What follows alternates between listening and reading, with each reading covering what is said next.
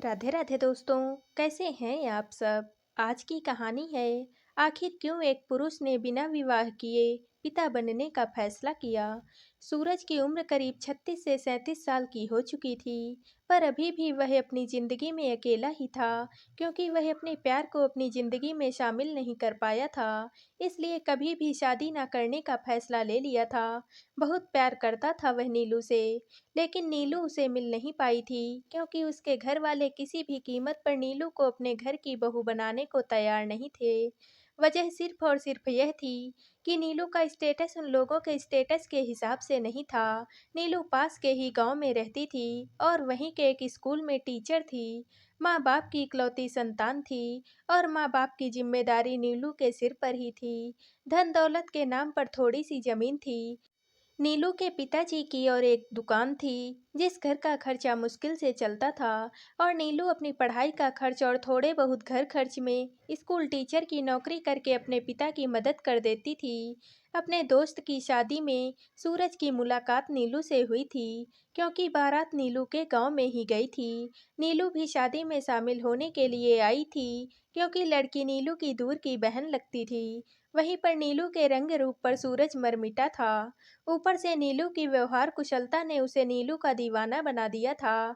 आज के जमाने में इतनी व्यवहार कुशल लड़की देखने में इतनी भोली भाली, ठीक ठाक पढ़ी लिखी, हर तरह से सूरज को पसंद आ गई थी नीलू। उसके बाद बीच बीच में वक्त निकाल कर सूरज और नीलू कहीं कहीं मिलते रहते, क्योंकि नीलू भी सूरज को पसंद करने लगी थी। लेकिन किसी को भी कानो कान इसकी भनक नहीं थी, और कभी कभी फोन पर भी नीलू और सूरज बातें करते। सूरज ने तय कर लिया था कि नीलू ही उसकी जीवन संगिनी बनेगी। लेकिन जब सूरज ने नीलू के बारे में अपने घर में बताया, तो सूरज के घर वाले बिल्कुल भी इसके लिए तैयार नहीं हुए। सूरज की माँ तो बिल्कुल आग बबूला हो गई और बोली, तुम्हें और कोई लड़की नहीं मिली, वह गांव की गंवार मिली, जिसका स्टेटस भी हमारे सामने कुछ भी नहीं है। उससे ज्यादा अच्छे तो हमारे घर के नौकर हैं, और तुम्हें लगता है मैं उसे अपने घर की बहू बनाऊंगी। औकात ही नहीं है उसकी मेरे घर की बहू बनने की। ऊपर से माँ बाप की इकलौती बेटी, माँ बाप की सारी जिम्मेदारी भी उसके ऊपर है। तो तुम क्या चाहते हो, मैं ऐसी बहू लेकर आऊं जो बात बात पर अपने मायके भागती फिरे, क्योंकि उसका कोई भाई भी तो नहीं है, और सारी जिम्मेदारी उसे ही निभानी है, और तुम अपनी कमाई का आधा हिस्सा अपने ससुराल वालों की सेवा में लगाते रहो। मैं इतनी बेवकूफ़ भी नहीं हूँ कि ऐसी लड़की को अपने घर की बहू बना करके ले आऊँ। यह शादी कभी भी नहीं हो सकती, भूल जाओ उसे। लेकिन सूरज किसी भी कीमत पर नीलू को भूलने के लिए तैयार नहीं था, और सूरज के माँ बाप किसी भी कीमत पर नीलू को अपने घर की बहू बनाने के लिए तैयार नहीं थे। सूरज की माँ ने सूरज से साफ साफ कह दिया था कि अगर वह नीलू से शादी करेगा, तो इस घर से उसके सारे रिश्ते खत्म हो जाएंगे। सूरज अपना माँ बाप से रिश्ता तोड़ना नहीं चाहता था, नहीं तो दुनिया यही कहती कि कल की मिली लड़की के लिए माँ बाप से रिश्ता तोड़ लिया। लेकिन इतने दिनों में नीलू को वह इतनी शिद्दत से चाहने लगा था कि वह किसी और को भी अपनी जिंदगी में लाने की सोच नहीं सकता था। इसलिए सूरज ने बोल दिया, मम्मी पापा, मैं आप लोगों से दूर नहीं रह सकता, आप लोगों से रिश्ता नहीं तोड़ सकता, लेकिन मैं नीलू के अलावा किसी और लड़की के बारे में सोच भी नहीं सकता। इसलिए ठीक है, अगर आप लोग नीलू को अपने घर की बहू नहीं बनाना चाहते तो कोई बात नहीं। लेकिन यह भी सच है कि मैं किसी और लड़की को भी अपने जीवन में नहीं लाऊंगा। मैं जिंदगी भर शादी नहीं करूंगा, क्योंकि मैं नीलू की जगह किसी और को भी नहीं दे सकता।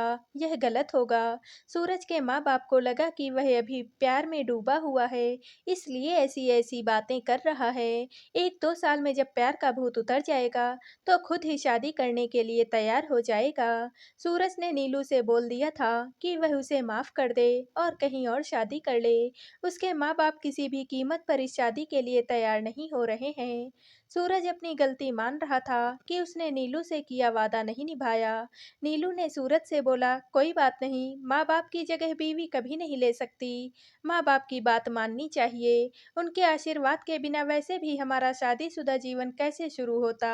इससे अच्छा कि हम अलग ही हो जाएं। आप जहाँ आपकी माँ बाप बोले वहाँ शादी कर लीजिए। वैसे भी हम दोनों के परिवारों का कोई मेल नहीं है। मैं तो पहले ही आपसे बोल रही थी कि मेरे और आपके परिवार के स्टेटस में ज़मीन और आसमान का फ़र्क है और आपके घर वाले कभी भी तैयार नहीं होंगे, लेकिन आप ही मानने को तैयार नहीं थे। लेकिन अब तो आप सच्चाई जान ही चुके हैं। आपके आगे के जीवन के लिए आपको बहुत-बहुत बधाइयाँ। मुझे भूल जाइएगा। लेकिन सूरज कभी भी नीलू को भूल नहीं पाया और उसने आज तक शादी नहीं की। धीरे-धीरे सूरज से छोटे उसके भाई और बहन की भी शादी हो चुकी थी, पर सूरज ने शादी नहीं की। सूरज के माँ-बाप को लगता था समय के साथ सूरज नीलू को भूल जाएगा और शादी कर लेगा। लेकिन सूरज ने जो फैसला ले लिया, वह ले लिया और उसने कभी भी शादी न करने का फैसला ले लिया था। बहुत कोशिश की सूरज के माँ-बाप ने कि वह शादी के लिए तैयार हो जाए। एक से एक लड़कियों के रिश्ते आ रहे थे सूरज के लिए, क्योंकि सूरज था ही ऐसा, देखने सुनने में बहुत ज़्यादा स्मार्ट, बहुत बड़ी कंपनी में काम करता था, सैलरी 6 डिजिट्स में थी। किसी लड़की वाले को और क्या चाहिए होता है। परिवार से अच्छा खासा मजबूत था, लेकिन सूरज ने शादी नहीं करने की सोच ली थी तो सोच ली थी। अब तो माँ-बाप ने बोलना भी छोड़ दिया था। सूरज के छोटे भाई और बहन के परिवार बढ़ भी चुके थे। उनके 2-2 बच्चे हो चुके थे और सूरज अभी तक कुंवारा था। अब तो सूरज से किसी को कोई खास मतलब भी नहीं रहता था। सब अपने-अपने परिवार में खुश थे। सूरज के मम्मी-पापा अपने रिश्तेदार, पार्टी, मंदिर, सोशल वर्क आदि में बिजी रहते। छोटा भाई अपना परिवार और अपने काम में व्यस्त रहता था। सूरज के लिए उसके पास वक्त ही कहाँ था। बहन अपने ससुराल में खुश थी। कभी-कभार मायके आती तो अपने बच्चों के साथ, तो छोटे भाई की पत्नी के साथ ही ज़्यादा वक्त बिताती। सूरज से क्या ही बात करती और दोनों के बच्चे साथ में मिलकर खेलते। उन्हें देखकर सूरज को बहुत अच्छा लगता, लेकिन वह अकेला अपने कमरे में बैठा रहता। किसी को उसकी कोई भी फिक्र नहीं थी और रहती भी क्यों। सब अपने-अपने परिवार में व्यस्त थे और शादी न करने का फैसला सूरज का खुद का था। हालांकि सूरज के छोटे भाई-बहन ने भी लव मैरिज की थी, लेकिन उनकी शादी में माँ-बाप ने कोई नाराज़गी नहीं दिखाई थी, बल्कि खुशी-खुशी शादी के लिए तैयार हो गए थे। क्योंकि छोटे भाई और छोटी बहन ने अपने स्टेटस के हिसाब से जीवन साथी चुना था, जो कि हर तरह से उनके परिवार में फिट बैठता था, इसलिए माँ-बाप को कोई ऐतराज़ ही नहीं था। और खुशी-खुशी उनकी शादी उनके मनचाहे साथी के साथ कर दी थी। बस सूरज ही अकेला रह गया था। लेकिन अब सूरज को ऐसा लग रहा था कि उस वक्त उसे नीलू से शादी कर ही लेनी चाहिए थी, माँ-बाप के खिलाफ जाकर, क्योंकि माँ-बाप की इज्जत की खातिर उसने शादी नहीं की। माँ-बाप के लाख कोशिश करने के बाद भी वह कभी शादी के लिए तैयार नहीं हुआ, क्योंकि उसने उसी वक्त सोच लिया था कि वह नीलू के अलावा किसी से भी शादी नहीं करेगा। आज वह अकेला है और भाई-बहन तो छोड़ो, माँ-बाप के पास भी फुर्सत नहीं है उससे 2 पल बात करने के लिए। वह यह भी नहीं सोचते कि उनके एक फैसले की वजह से ही वह अकेला है। यदि वह चाहता तो उनके फैसले के खिलाफ जाकर भी अपना मनचाहा जीवनसाथी चुन सकता था, पर उसने उनके फैसले का मान रखा। पर आज वह उसके लिए ही वक्त नहीं निकाल पाते थे, क्योंकि उनके पास जो वक्त होता था, वह अपने पोते-पोतियों, नाती-नातिनों के लिए होता था। और हो भी क्यों ना, आखिर सूरज के पास था ही क्या, सिवाय अकेलेपन के। उन्होंने कुछ दिन तक सूरज को शादी के लिए मनाया था, लेकिन जब सूरज नहीं माना, तो आराम से छोटे भाई-बहनों की शादी कर दी थी और फिर कभी सूरज को शादी के लिए बोला भी नहीं। एक बार भी माँ-बाप ने यह नहीं सोचा कि सूरज अपनी ज़िंदगी में कितना अकेला है। उन्हें तो बस अपने रुतबे की पड़ी थी, अपने स्टेटस की पड़ी थी। अगर वह नीलू से शादी के लिए हाँ कर देते, तो आज सूरज का भी अपना परिवार होता, पर नहीं, किसी को भी सूरज की कोई फ़िक्र नहीं थी। सूरज को सब बहुत अच्छे से दिख रहा था। सूरज ने ज़िंदगी में बहुत पैसा कमाया था, पर वह पैसा उसके किस काम का था, जब उसका कोई परिवार ही नहीं था। भाई और बहन के परिवार उससे कोई मतलब नहीं रखते थे और मतलब सिर्फ़ तभी रखते थे जब उन्हें पैसों से काम होता था, क्योंकि उन्हें लगता था कि सूरज का तो कोई परिवार है नहीं, तो उसके पैसों पर उनका और उनके बच्चों का ही पूरा हक है। इसलिए जब भी ज़रूरत पड़ती, सीधे सूरज भाई के पास पैसों के लिए बोल देते कि भाई बच्चों के एडमिशन के लिए 2 लाख रुपए चाहिए, आप दे देना। भाई मुझे नई गाड़ी लेनी है, 3 लाख कम पड़ रहे हैं, आप दे देना। और सूरज चुपचाप पैसे उन्हें दे देता था, क्योंकि सूरज को पता था उन्हें बस उसके पैसों से ही मतलब है और कोई लगाव नहीं है। सूरज को भी समझ में आ चुका था कि कल को अगर उसे कुछ हो जाएगा, तो कोई भी उसे पूछने वाला नहीं है। हाँ, उसके पैसों पर ज़रूर सबका ध्यान जाएगा, माँ बाप भी सूरज को कोई खास महत्व नहीं देते थे, क्योंकि उनके हिसाब से सूरज ने उन्हें क्या ही खुशियाँ दी हैं। खुशियाँ तो बाकी दोनों बच्चों ने दी है नाती पोते देकर। सूरज की जिंदगी बिल्कुल ही बेजान थी, एक मशीन की तरह जी रहा था वह। ऑफिस जाता, घर आता, पैसे कमाता, बस और कुछ नहीं। जितनी देर घर में रहता अपने कमरे में बंद रहता। सूरज को धीरे धीरे इन सब चीजों से बहुत नफरत होने लगी थी। एक दिन तो हद ही हो गई। सूरज अपने ऑफिस में बेहोश हो गया था, शायद बीपी बढ़ गया। थाना ऑफिस से उसके घर फोन आया कि वह ऑफिस में बेहोश हो गया है, आप लोग इन्हें घर ले जाइए। लेकिन कोई भी उसके ऑफिस उसे लेने नहीं आया, तो ऑफिस से खुद ड्राइवर के साथ सूरज को उसके घर भेज दिया गया। घर जाकर सूरज ने देखा किसी को कोई भी फर्क नहीं पड़ा है, सब अपने अपने काम में लगे हुए हैं। उल्टा घर घुसते ही छोटे भाई ने ताना मारा, आपके ऑफिस वालों को कोई काम नहीं है क्या? छोटी छोटी बातों के लिए हमें फोन कर देते हैं। अरे आप बेहोश हो गए हैं तो हम क्या करें? हमारे पास अपने काम भी तो हैं। अब सही से खाएंगे पिएंगे नहीं तो बेहोश तो होंगे ही। हम अपना परिवार देखें, अपनी नौकरी देखें या आपको देखें।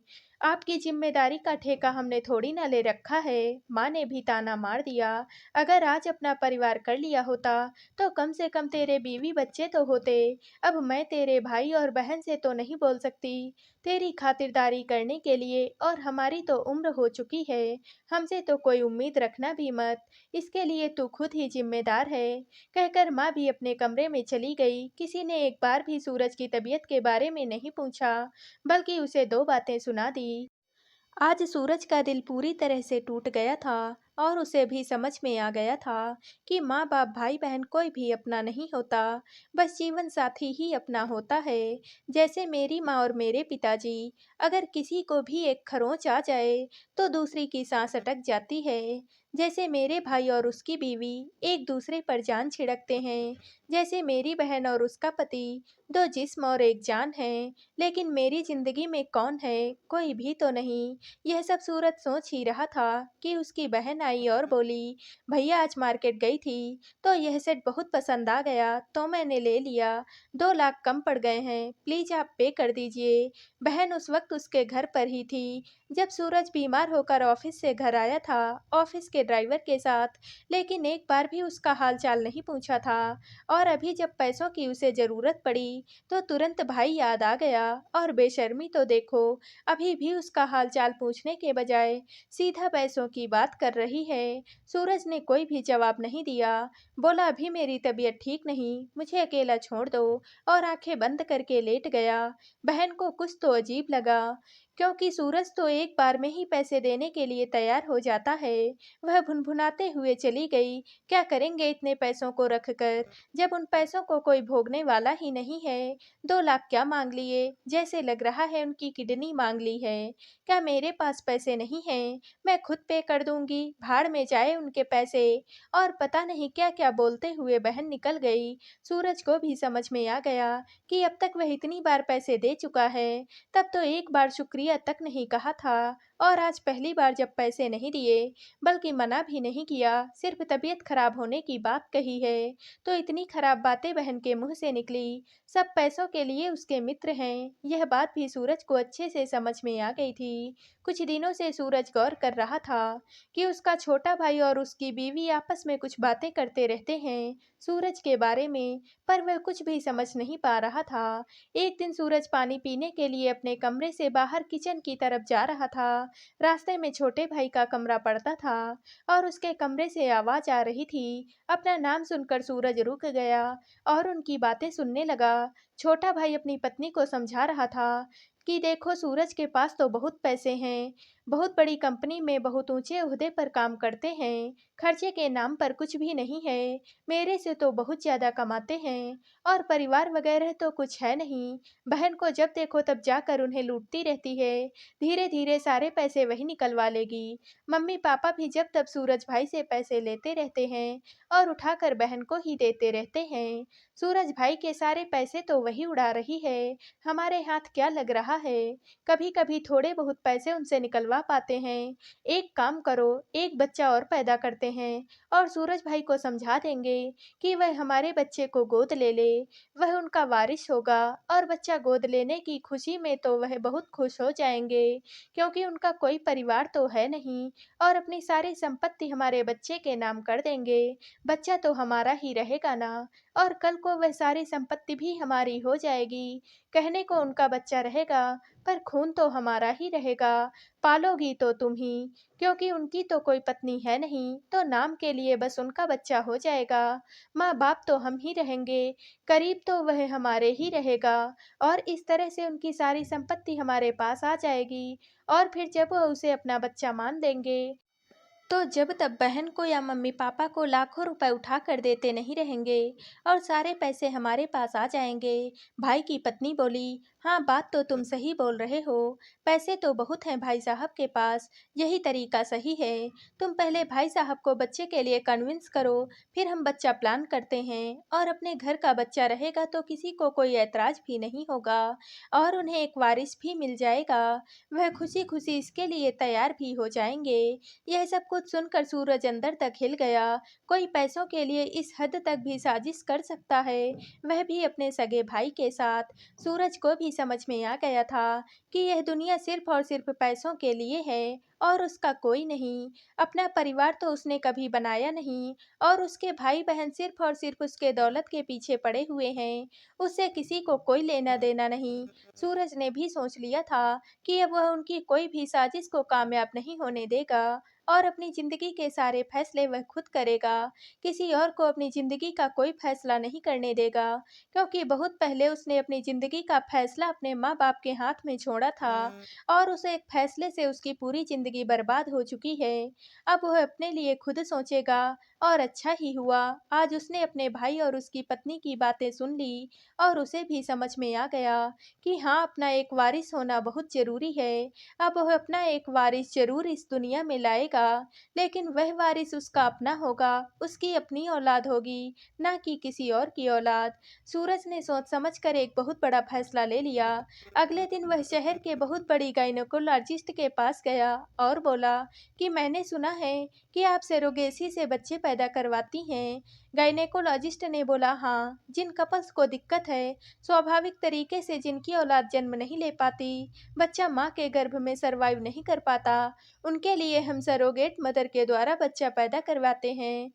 लेकिन सरोगेसी के लिए महिला आपको खुद ही लानी पड़ेगी, और उसके कुछ नियम भी होते हैं, जैसे कि वह 25 साल से अधिक उम्र की हो चुकी हो, और शादीशुदा हो, और उसके खुद के कम से कम 2 बच्चे हों। वही औरत सरोगेसी से बच्चा पैदा कर सकती है। तो आप सरोगेट मदर और अपनी वाइफ को भी पहले लेकर आइए, फिर बात करते हैं। सूरज ने डॉक्टर से बोला, लेकिन डॉक्टर साहब, एक प्रॉब्लम है, मेरी शादी नहीं हुई। डॉक्टर ने बोला, क्या? फिर आप बच्चा क्यों चाहते हैं? और बिना पत्नी के आप बच्चा क्या करेंगे? सूरज ने बोला, मेरी जिंदगी में कोई नहीं है, और मुझे मेरा वारिस चाहिए। मैं चाहता हूँ कि मेरा वारिस मेरा खुद का बच्चा हो, ना कि किसी और का। मैं चाहता हूँ मेरा वारिस मेरा अपना खून हो, इसलिए मैं अपनी संतान पैदा करवाना चाहता हूँ। सरोगेट मदर का इंतजाम आप कीजिए, जो भी लीगल फॉर्मेलिटीज और पैसे होंगे वह मैं देख लूँगा। डॉक्टर ने बोला, हमारे क्लिनिक में ही कुछ महिलाएं हैं जो सरोगेसी का काम करती हैं। आप उनसे मिलकर सारी बातें कर लीजिए, और पसंद कर लीजिए कि आपको किसके गर्भ से अपने बच्चे को पैदा करवाना है। उसके बाद आप मुझसे मिलिए, पहले महिलाओं से मिल लीजिए। सूरज डॉक्टर के द्वारा बताए गए महिलाओं से मिल लिया, पर उसे कोई भी महिला ऐसी नहीं लग रही थी जो उसके बच्चे को जन्म देने के लायक हो, क्योंकि वह चाहता था कि उसका बच्चा हर तरह से काबिल पैदा हो, और सरोगेट मदर का अंश तो उसमें आएगा ही, क्योंकि वह तो अपना आधा हिस्सा ही अपने बच्चे को दे सकता है। इसलिए वह हर तरह से परफेक्ट औरत को ढूंढ रहा था, जो कि डॉक्टर द्वारा बताए गए औरतों में से कोई भी नहीं थी। वह बहुत परेशान था कि वह क्या करे। परेशान हालत में वह हॉस्पिटल के बाहर चुपचाप बैठा हुआ था कि अब वह क्या करेगा, डॉक्टर से क्या बोलेगा, कि उसे कोई भी महिला अपने बच्चे के लिए पसंद नहीं आई। एक तो वह अविवाहित है, वैसे ही उसे ऐसा करने में काफ़ी दिक्कतों का सामना करना पड़ेगा। ऊपर से सरोगेट मदर मिलना भी आसान नहीं है। तभी एक वार्ड बॉय उसके पास आया और बोला, जी आपको सरोगेट मदर की ज़रूरत है। सूरज ने बोला, हाँ, लेकिन यहाँ अस्पताल में जो कि महिलाएं हैं मुझे उनमें से कोई भी अपने बच्चे के लिए परफेक्ट नहीं लगती है। वार्ड बॉय ने बोला, मेरे पास में भी कुछ महिलाएं हैं, आप चाहें तो मैं उनसे भी मिलवा सकता हूँ। पर हाँ, वह शादीशुदा नहीं है, पर बहुत मजबूर हैं। किसी मजबूरी वश वह यह काम करती हैं। लेकिन आप चिंता मत कीजिए, सारे पेपर वगैरह सही से मिल जाएंगे। पेपर में लिखा रहेगा कि वह शादीशुदा हैं और 2 बच्चों की माँ भी हैं, ताकि आपको लीगल फॉर्मेलिटी पूरी करने में कोई भी दिक्कत ना हो। बस मैं अपना कुछ कमीशन लूँगा, बाकी मैं आपको महिलाओं से मिलवा दूँगा। आप उनसे पैसों की बात कर लेना। डॉक्टर साहब को बताने की कोई भी ज़रूरत नहीं है। आप बोल देना यह मेरे जानने वाली हैं और आपको आपके बच्चे के लिए सरोगेट मदर भी मिल जाएगी और उस गरीब महिला का भला भी हो जाएगा, जो बहुत ही मजबूरीवश ऐसा काम करती हैं। सूरज ने बोला कि मेरी भी बहुत मजबूरी है, मुझे भी मेरा वारिस चाहिए, तो मुझे महिलाओं से मिलवा दो, मैं बात कर लूँगा। वार्ड बॉय ने सूरज को 4-5 लड़कियों से मिलवाया, पर फिर भी सूरज को कोई भी समझ में नहीं आई। अब तो बस एक ही लड़की बची है, पर उसका चार्ज बहुत ज़्यादा है, बहुत ज़्यादा पैसे लेगी वह, और वह आपको ज़रूर पसंद आ जाएगी। आप बोले तो मैं उससे आपको मिलवा दूँ। पैसों की चिंता क्यों करते हो तुम? मुझे लड़की से मिलवाओ, पैसों की बात तो मैं देख लूँगा। उसके बाद वार्ड बॉय सूरज को एक लड़की से मिलवाने के लिए ले गया और लड़की के पास ले जाकर खुद बाहर चला गया। बोला, आप बात कर लीजिए। सूरज ने जब लड़की को देखा तो वह हैरान हो गया। वह और कोई नहीं, नीलू ही थी। सूरज हैरानी से बोला, अरे नीलू, तुम यह काम कैसे करने लगी? तुम सरोगेट मदर का काम करती हो, लेकिन क्यों? ऐसी क्या मजबूरी आ गई? नीलू ने बोला, मजबूरी है तभी तो अपनी कोख बेचने पर मजबूर हूँ। कौन औरत भला खुशी खुशी अपनी कोख की बोली लगाएगी? मेरे घर की स्थिति से तो तुम अच्छे से वाकिफ हो ही। जैसे तैसे घर का गुजारा होता था, तुम तो सब कुछ जानते ही हो। मेरा कोई और भाई बहन तो है नहीं और घर के आर्थिक हालात भी कुछ खास नहीं थे। माँ बाप की सारी जिम्मेदारी भी मेरे ऊपर ही है। तुमसे दूर होने के कुछ दिनों के बाद ही पिताजी की दोनों किडनी खराब हो गई। एक किडनी पूरी तरह से खराब हो गई और दूसरी किडनी मात्र 20% ही काम कर रही थी, जो कि ज़्यादा से ज़्यादा 1 साल और पिताजी को जीवित रख सकती थी। काफ़ी खर्च हुआ उनके इलाज में और पैसे तो हमारे पास थे नहीं। डॉक्टर ने बोला तुरंत किडनी ट्रांसप्लांट करनी पड़ेगी। माँ अपनी किडनी देने को तो तैयार थी, लेकिन ऑपरेशन के लिए पैसे कहाँ से लाते? और माँ पापा के अलावा मेरा इस दुनिया में था ही कौन? अगर पापा को कुछ हो जाता तो माँ तो जीते जी मर जाती और शायद ज़्यादा दिन जिंदा भी नहीं रहती। फिर तो मैं इस दुनिया में अकेली ही रह जाती और मैं किसके सहारे रहती? डॉक्टर ने 1 साल का वक्त दिया था पिताजी की किडनी ट्रांसप्लांट करने के लिए, क्योंकि दूसरी किडनी अभी पूरी तरह से खराब नहीं हुई थी। 1 साल पिताजी के पास वक्त था। मैंने बोला कि मैं कुछ भी करके पैसों का इंतजाम कर दूंगी, आप लोग चिंता मत कीजिए। आखिर इतनी बड़ी रकम मैं कहाँ से लाती? मैं शहर आ गई नौकरी की तलाश में, मम्मी पापा को अकेले छोड़कर। बहुत कोशिश की मैंने नौकरी ढूंढने की, पर अगर नौकरी मिलती तो इतने कम पैसों की कि खुद का गुजारा मुश्किल होता, तो मैं घर क्या पैसे भेजती? और अगर कहीं ज़्यादा पैसे मिलते तो वही औरत को देखकर गंदी नज़र उठाने वाले गंदे लोग वैसी ही नौकरी देते। और नौकरी देने का उनका उद्देश्य मैं अच्छे से समझ जाती, मैं वह नौकरी अस्वीकार कर देती। तुम सोच भी नहीं सकते, एक अकेली लड़की को एक ढंग की नौकरी मिलना भी कितनी मुश्किल बात है। ऊपर से मेरे पास कोई खास डिग्री भी नहीं थी। मैंने मम्मी पापा से झूठ बोला कि मुझे शहर में बहुत बड़ी नौकरी मिल गई है और मैं वक्त पर पैसे भेजा करूंगी और फिर 1 साल के अंदर पिताजी का इलाज हम करवा लेंगे, क्योंकि मेरी मुलाकात अस्पताल के इस वार्ड बॉय से हो गई थी और इसने मुझसे बोला था कि बिना इज्जत गंवाए सरोगेसी से भी अच्छे खासे पैसे कमा सकती हो। बस मुझे मेरा कमीशन दे देना। और मुझे उसका यह सुझाव पसंद आया। अच्छे पैसे भी मिल रहे थे और मुझे मेरी इज्जत भी गंवानी नहीं पड़ रही थी। उसने मेरे फर्जी कागज बनवाया, जिसमें मुझे शादीशुदा और 2 बच्चों की माँ दिखाया। उसके बाद उसने मुझे सरोगेट मदर वाला काम दिलवाया। मैं देखने में खूबसूरत हूँ, इसलिए हर कोई चाहता है कि उनका बच्चा मेरी ही कोख में पले और मैं पढ़ी लिखी भी हूँ। माँ की छवि तो बच्चों में आएगी ही, इसलिए मुझे सरोगेसी के अच्छे पैसे भी मिल जाते हैं। मैंने एक बहुत अमीर कपल के बच्चे को अपनी कोख में पाला और जन्म दिया। उसके लिए मैंने उससे 50 लाख रुपए लिए और उन पैसों से अपने पापा का इलाज भी करवाया।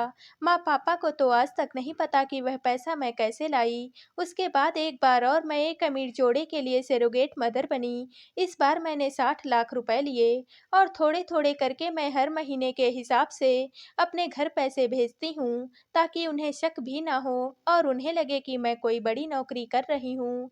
अब तुमसे हो जो मुझे अपने बच्चे की सरोगेट मदर बनाना चाहते हो, इसी के लिए आए हो ना। 8 सालों में तीसरी बार माँ बनने जा रही हूँ। तुम बताओ कि क्या दिक्कत हो गई? तुम्हारी पत्नी को कोई दिक्कत है क्या बच्चा होने में, जो तुम्हें सरोगेट मदर की ज़रूरत पड़ गई? सूरज ने बोला, मैंने तुमसे बोला था ना नीलू, मैं तुम्हारे अलावा किसी और से कभी भी शादी नहीं करूँगा।